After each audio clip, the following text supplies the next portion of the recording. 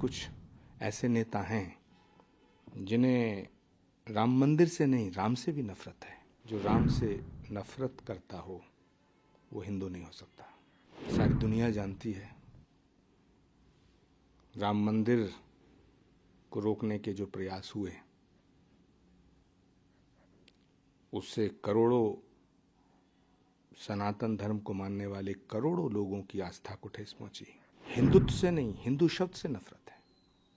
हिंदू धर्मगुरुओं को अपमान करना चाहते हैं। नहीं, नाराजगी का तो कोई कारण नहीं है। हो सकता है उन्हें हिंदुओं के समर्थन की जरूरत ना हो,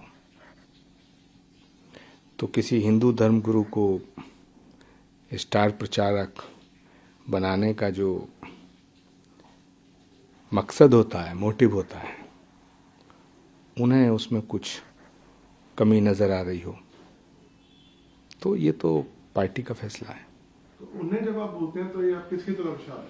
उन्हें कौन? जो लोग पार्टी चला रहे हैं। लेकिन मैं देखता हूँ कि अब तो सब लोग आपकी पार्टी के कई लोग कहते हैं जो हिंदू हैं और वो लोग धर्म की बात भी कर रहे हैं और सब लोग मंदिर भी जाते हैं। और बीजेपी का तो आरोप रहता है कि ये लोग टूरिज्म है, ये तो एक तरह से रिलीजियस टूरिज्म करते हैं चुनाव के टाइम पे। आपका क्या कहना है इस पे? देखिए, मंदिर जाने से कोई हिंदू नहीं हो जाता है और मस्जिद जाने से कोई मुसलमान नहीं होता।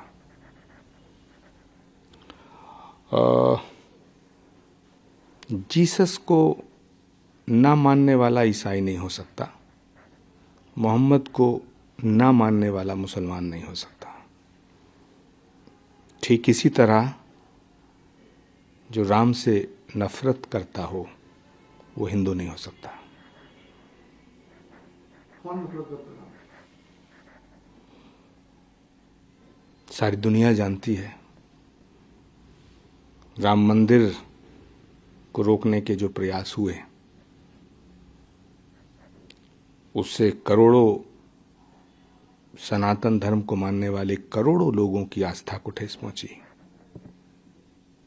अब ये सवाल कि राम से नफरत कौन करता है, राम से मोहब्बत, प्रेम और राम के प्रति श्रद्धा किसकी है, मुझे नहीं लगता कि अब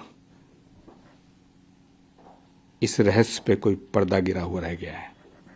सर, लेकिन ऐसा है कि चुनाव का मौसम है, क्या ऐसा है कि आप कांग्रेस को ही लताड़ रहे हैं कांग्रेस में होने के बावजूद? क्योंकि आप भी तो उस पार्टी का हिस्सा हैं, अगर आपकी बात माने तो। नहीं, पार्टी का हिस्सा होने का मतलब ये नहीं है कि सच को सच और झूठ को झूठ ना कहा जाए। कांग्रेस पार्टी हिंदू विरोधी नहीं है।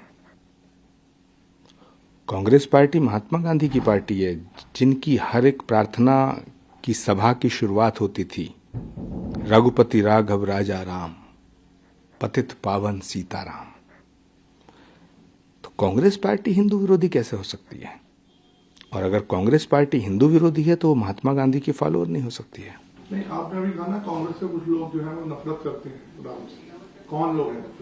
तो पार्टी के कुछ लोग हैं, कौन? आप भी जानते हैं। नहीं, आप बताइए कि मैं तो जानता हूं या कोई जानता नहीं जानता है, तो सवाल आपसे पूछ रहा हूं।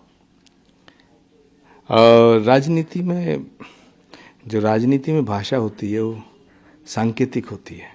मेरी किसी से निजी दुश्मनी थोड़ी है और मैं किसी के विषय में निजी बात थोड़ी करूंगा, लेकिन जो मैंने महसूस किया है कि कांग्रेस में कुछ ऐसे नेता हैं जिन्हें राम मंदिर से नहीं, राम से भी नफरत है। हिंदुत्व से नहीं, हिंदू शब्द से नफरत है।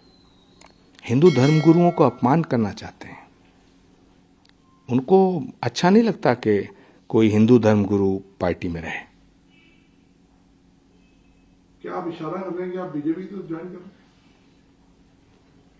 क्या भारत की बात करना, सनातन की बात करना, वंदे मातरम बोलना, सच्चाई की बात करना भाजपा ज्वाइन करने जैसा है?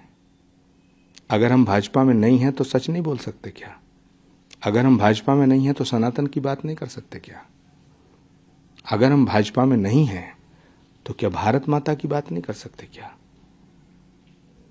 तो सवाल भाजपा और कांग्रेस का नहीं है, सवाल है कि भारत की जो संस्कृति और सभ्यता है, इसका सवाल है। राम भारत की संस्कृति और सभ्यता में रमे हुए हैं। राम के बिना, सनातन के बिना न भारत की कल्पना की जा सकती है, न भारतीय लोकतंत्र की कल्पना की जा सकती है। इसीलिए भारत के संविधान पे श्री राम दरबार के चित्र अंकित है। भारत और सनातन अलग नहीं है।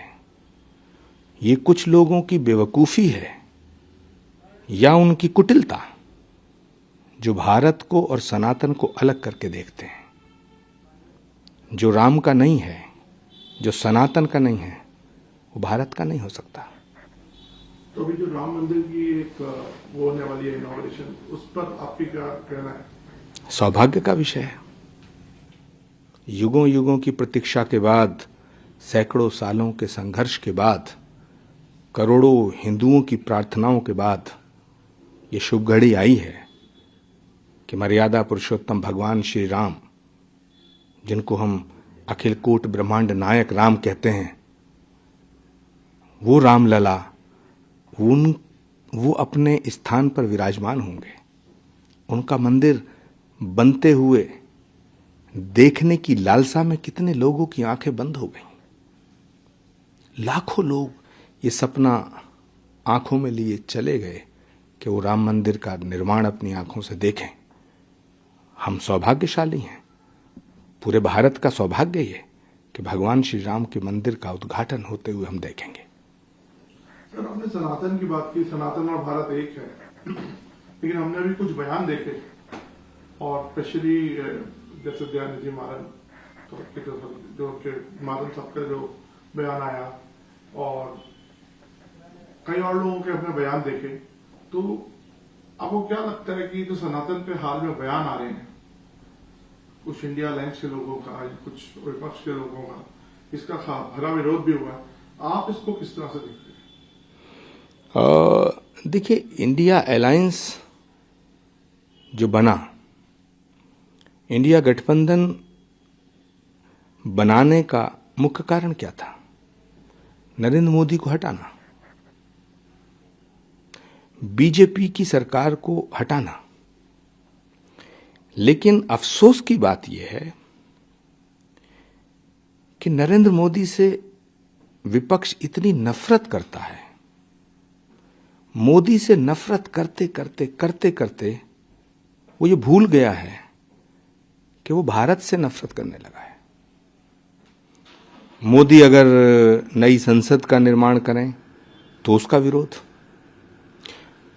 धर्म दंड स्थापित करें संसद में शेंगोल के रूप में, उसका विरोध, अगर किसी ट्रेन का नाम वंदे भारत रख दें उसका विरोध, नमो भारत रख दें उसका विरोध। मोदी की आलोचना करो, कौन रोकता है? प्रधानमंत्रियों की आलोचना हुई है और होती रहनी चाहिए। लोकतंत्र की खूबसूरती है कि प्रधानमंत्री के फैसलों की आलोचना होनी चाहिए, लेकिन प्रधानमंत्री से नफरत करना ठीक नहीं। नमो भारत का मतलब क्या है कि भारत को नमन, लेकिन नमो भारत का भी विरोध। तो मुझे लगता है कि मोदी से नफरत करता करता विपक्ष इतना कंफ्यूज हो गया है कि वो भारत की संस्कृति, भारत की सभ्यता, सनातन, सबसे नफरत करना शुरू कर दिया।